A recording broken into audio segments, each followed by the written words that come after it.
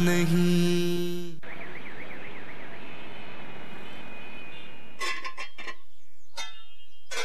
जब से बिजनेस में लगी हूँ आपकी मदद करने का मौका ही नहीं मिला। मैं पहले भी नहीं चाहती थी और अब भी नहीं चाहती कि तुम मेरी मदद करो।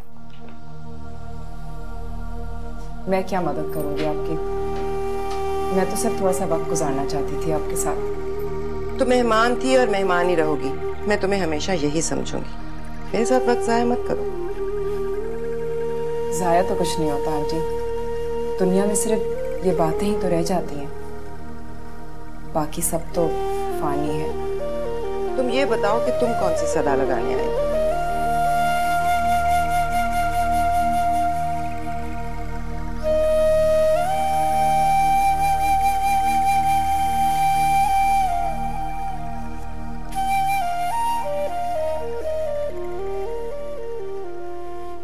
कासिम अली को माफ कर दे।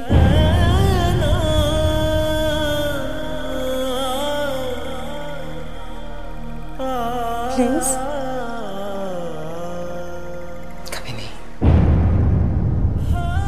आप जो कहेंगी मैं करने को तैयार हूं,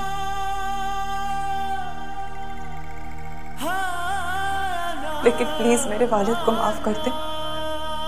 ये सदा तुम्हारी क्या, मेरे शौहर की भी इसी दुनिया में ही घूमती रह जाएगी, चाहे उसकी बाज़गश्त सारी उम्र मेरा पीछा क्यों ना करे। पर मैं कासिम अली को माफ नहीं कर सकती।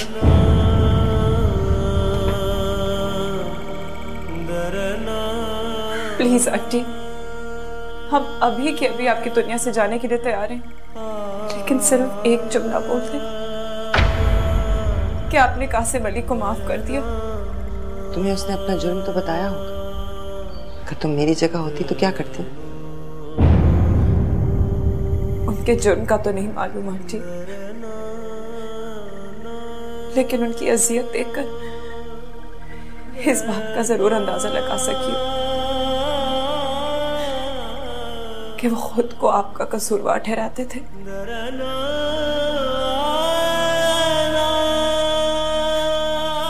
हाशिम अंकल ने तो अपनी शायद भाई की मोहब्बत में उनको माफ कर दिया,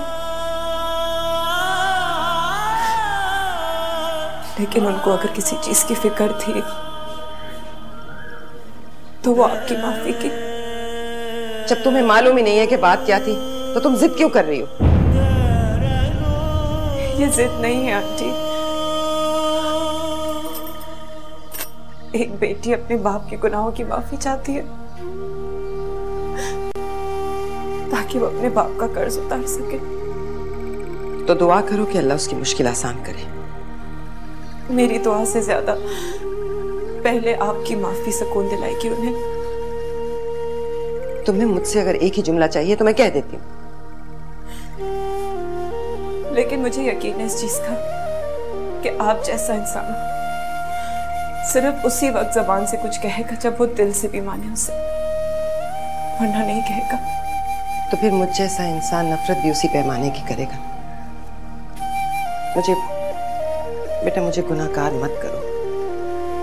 मैं खुद को कोई कुल नहीं समझती, लेकिन जब तुम्हें उसका गुनाह ही मालूम नहीं है तो फिर तुम माफी के लिए कैसे कह सकती हो? और रही तुम्हारी बात यहाँ रहने की, तो अब जबकि तुम्हें मेरा जवाब मिल गया है, बेहतर है कि देखो रुबीना, पहले हमारी परेशानियां इतनी ज्यादा नहीं थी, हम संभाल लिया करते थे, लेकिन अब बढ़ने लगी। बेहतर होगा अगर तुम खामोशी से यहाँ से चली जाओ। तुम्हारा खामोशी से चले जाना ही शायद मेरी माफी की दलील बन जाए। मैं जानती हूँ कि आपने ताया अब्बू की मजबूरी की वजह से हमें यहाँ रखा है। मैं इस चीज का फायदा भी नहीं उठाना चाहती, लेकिन उनको दुख दे के भी नहीं जाना चाहती। मैं भी तुम्हें खड़े खड़े नहीं निकाल रही, जाने का मुनासिब वक्त दे रही। तुम एक समझदार लड़की हो, तुम जान गई होगी कि मैं जल्दी जल्दी में तुम्हारी शादी क्यों करना चाहती हूँ। तुम मेरे सब्र को क्यों आजमा रही हो?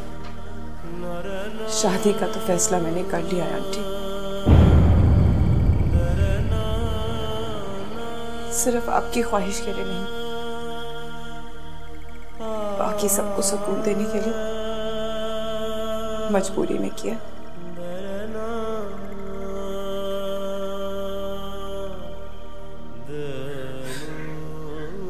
अगर आप इस बात से खुश हो जाएं, तो मेरी बात कभी पास रख लीजिएगा।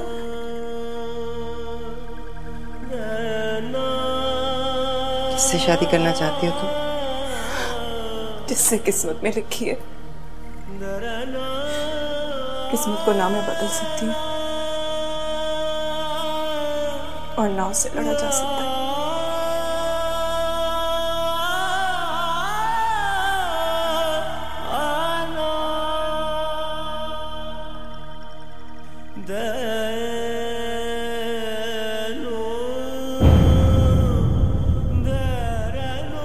अब आपकी भी गाड़ी निकल सकती है सिर्फ 200